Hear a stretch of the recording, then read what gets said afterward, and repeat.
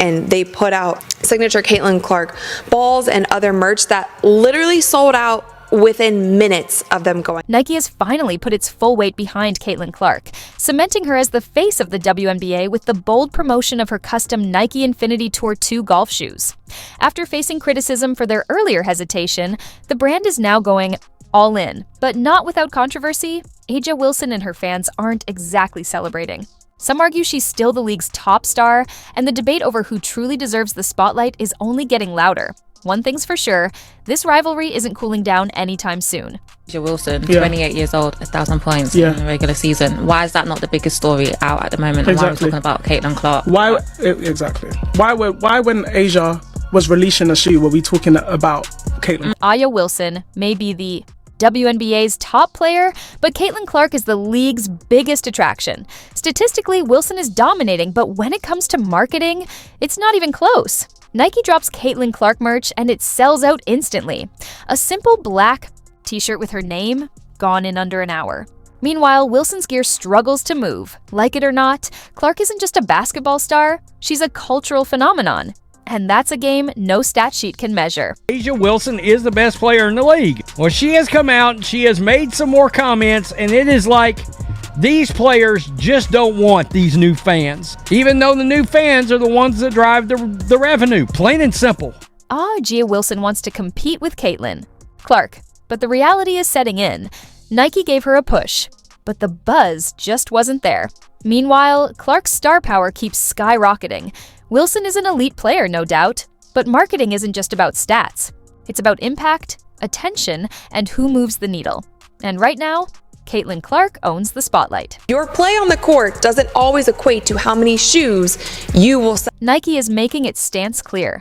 Caitlin Clark is the future. Despite A'ja Wilson's push to stay front and center, the brand knows where the real star power is. Now, all eyes are on Clark's rise. The WNBA is changing, and she's the one leading the charge. Voice that I don't really listen to, honestly, because I'm in season. I have other things that we need to worry about than what other people have to say. Nike originally bet on A'ja Wilson as the face of their WNBA campaign, but Caitlin Clark's meteoric rise changed everything. Her impact wasn't just hype, it was a cultural shift. Suddenly she was dominating headlines, social media, and even pulling in fans who had never followed women's basketball before. Nike saw the writing on the wall. Clark isn't just the moment, she's the future. Now, they're all in, and it's clear who their top priority is moving forward. It led a bunch of these players to get very jealous and petty very quickly. For A'ja Wilson, this wasn't just business. It felt like a personal betrayal. Nike had built her up as their WNBA star, investing heavily in her brand. At first, they were hesitant to shift gears, standing by their trusted face of the league. But then came Caitlin Clark. She wasn't just another rising talent. She was a movement. Young fans didn't just admire her, they idolized her. And for Nike, that was game-changing. Why? Because young consumers don't just buy merch. They create trends, drive sales, and pull in even more fans. That's a level of impact Wilson simply couldn't match. And slowly but surely, Nike's priorities became clear. Somebody coming along and elevating the sport shine ultimately benefits you. Go out there, compete with her, try to bust her up if you want to, and all of that stuff. Just don't hate on the acclaim that she's getting. As Caitlin Clark's popularity skyrocketed, Nike had to face the truth. She wasn't just a great player, she was a marketing phenomenon. Her impact stretched far. Beyond basketball, Clark wasn't just drawing die-hard WNBA fans. She was pulling in casual viewers, social media audiences, and even people who had never watched women's basketball before. That kind of mainstream appeal is marketing gold, and Nike knew they couldn't afford to sit on the sidelines. So while A'ja Wilson had been their top WNBA star, Clark's crossover appeal changed everything. The conversation had shifted, and so had Nike's focus. Saw the jersey sales numbers. We didn't actually see the actual numbers, but we saw the top jersey sales in the WNBA this season. And A'ja, despite being a third-time MVP, her jersey sales were 5th in the league, even after Kate Martin, who barely saw the court the second half of this season. Nike knew this was a turning point. Caitlin Clark wasn't just a great player, she was a movement. She brought in new fans, fresh energy, and an undeniable excitement that the WNBA hadn't seen in years. And when Nike spots a rising star like that, they don't hesitate. They pivot, so they adjusted their strategy, shifting their promotional focus toward Clark. But as expected, A'ja Wilson wasn't happy. Wilson believed she had earned that top spot, that she had paid her dues. And in some ways, she wasn't. Wrong. She had been dominating the league for years. But Clark's appeal wasn't just about talent, it was about the way she connected with people. Clark was relatable, charismatic, and electrifying. Every time she stepped on the court, something special could happen. Fans weren't just watching her play, they were invested in her journey. They bought her jerseys, followed her every move, and showed up for her in ways that made her the must-watch. Player in women's basketball, and Nike, they weren't just selling sneakers, they were selling influence. Clark had it. Wilson, despite her accolades, just didn't capture that same magic. And that's why the shift happened. A'ja Wilson currently the best player in the WNBA? Yes. Is Caitlin Clark currently the face of the WNBA? Yes. Do I think if A'ja Wilson dropped a shoe and Caitlin Clark dropped a shoe today at the very same time, that Caitlin Clark would outsell A'ja's shoe by 100 times? Yes, I think that would be the case. Nike followed the numbers, and the numbers didn't lie. Caitlin Clark's merch wasn't just selling, it was flying off the shelves. Jerseys, posters, even basic t-shirts with her name on them, gone within hours. Fans were hungry for anything Clark related, and Nike saw an opportunity too big to ignore. Then came the real game changer, the buzz around Clark's signature shoe. The second Nike hinted at it, excitement exploded. Everyone knew that the moment it dropped, it would sell out instantly. For A'ja Wilson, the comparison wasn't easy. She had talent, she had accolades, but when Nike released her signature shoe, the response was different. While she had loyal supporters, her merch didn't move the same way, and in the world of business, that matters. Nike's decision to shift its focus wasn't personal, it was strategic. Clark's fanbase was bigger, louder, and more willing to spend. She wasn't just a basketball star, she was a brand. And brands like Nike don't just chase greatness, they chase what sells. Stop being petty. Stop being catty, cause she like a double-edged sword. She cutting tail left and right, and it's bothering y'all, and I see it. Let's go, Caitlin. Hey, do me a favor, CC. Send your favorite uncle a jersey with your autograph on it. Nike's move to back Caitlin Clark came down to one thing: numbers. Her merch was selling out, her fan base was exploding, and her influence stretched beyond basketball. For A'ja Wilson, it was a tough shift. She dominated on the court, but Clark dominated the market. Nike had supported Wilson for years, but business is business. Clark was the bigger draw. Wilson wasn't being sidelined, but she had to share the spotlight. And right now, Clark is the one shining the brightest. Oh, stop being petty. Stop being catty, cause she like a double-edged sword. She cutting tail left and right, and it's bothering y'all, and I see it. Let's go, Caitlin. Hey, do me a favor, CC. Send your favorite uncle a jersey with your autograph on it. Nike's decision to push Caitlin Clark wasn't personal. It was business.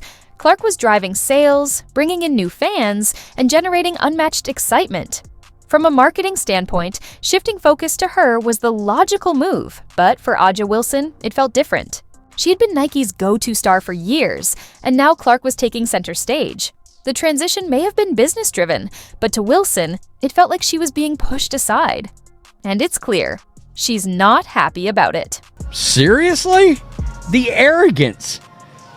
People are going to consume what they want to consume and who they want to consume, whether you like it or not, and it's not up to A'ja Wilson to let anybody do anything. For A'ja Wilson, Nike's shift wasn't just about business. It felt like a personal slight. She had dominated the league, starred in campaigns, and repped Nike proudly. But despite her success, her merch didn't fly off shelves the way Clark's did. Clark wasn't just a great player, she was a marketing phenomenon. She drew in new fans, sold out products instantly, and created hype the WNBA had never seen. For Wilson, that was frustrating. She had put in the work, but now it felt like Clark's rise was erasing everything she had built. He's got one of the hottest selling jerseys in sports, y'all. According to Fanatics, led by the one and only Michael Rubin, Clark's Indiana Fever jersey is apparently sold out in all sizes. It was rumored that she actually outsold Dallas Cowboy jersey. Caitlin Clark isn't just rising, She's redefining the WNBA. Her ability to draw massive audiences, sell out merchandise, and attract major sponsorships has given the league an unprecedented boost. More fans, more viewership, more excitement. Clark's impact goes beyond stats. She's a movement. People who never followed the WNBA are tuning in just to watch her play. Her deep threes, competitive fire, and charisma make her a must-watch. The WNBA has fought for mainstream recognition for years, and Clark is accelerating that shift. She's proving women's basketball isn't just worth watching, it's worth investing in. Wherever she goes, ratings follow. The WNBA draft, the doubleheader, the open NBA season, ratings. Aja Wilson's crossroads. Rise above or get left behind. Aja Wilson's frustration is loud and clear. She wants the respect she's earned, but now she faces a pivotal moment in her career. She has two choices: keep voicing her frustrations publicly or let her game do the talking. If she takes the high road, she can remind the world why she's one of the WNBA's best. But if she lets this situation consume her, it could overshadow her talent and legacy. Meanwhile, Caitlin Clark is thriving, not just as a superstar, but as a marketing powerhouse. She's embraced the spotlight and leveraged it masterfully. For Wilson, the challenge is clear: adapt, elevate her brand, and accept that the WNBA's landscape is evolving. The real question is, will she rise above the noise and reclaim her dominance, or let this moment define her career? So yes, the WNBA was growing before Caitlin Clark. Make that abundantly clear. But it was growing incrementally compared to the exponential growth you're seeing now. And this is just data, this is just objective facts. Be mad with data, please do not be mad at me. For Aja Wilson, this shift might be frustrating, but for the WNBA as a whole, it's a massive win. Caitlin Clark isn't just making headlines, she's bringing in new fans, boosting ratings, and elevating the entire league. What's surprising is that not every player seems to embrace what Clark's rise means for the sport. The growth of women's basketball has been a long time coming, and Clark is accelerating it in ways few have before. Yes, Wilson and other stars may feel overshadowed, but the reality is that everyone benefits. More sponsorships, bigger audiences, and better contracts are on the horizon, all because of this surge in attention. Clark's rise isn't just about her, it's a game changer for every player in the WNBA. The question is, will everyone recognize it? It's not the reason. The reason is something that the WNBA's been battling since day one. Lack of viewership starts with lack of promotion. Lack of viewership starts with lack of network. Would you like me to rewrite this section with a more engaging, dynamic tone while keeping the key points intact? I can also break it into shorter, punchier segments for better delivery. Let me know what style you're aiming for.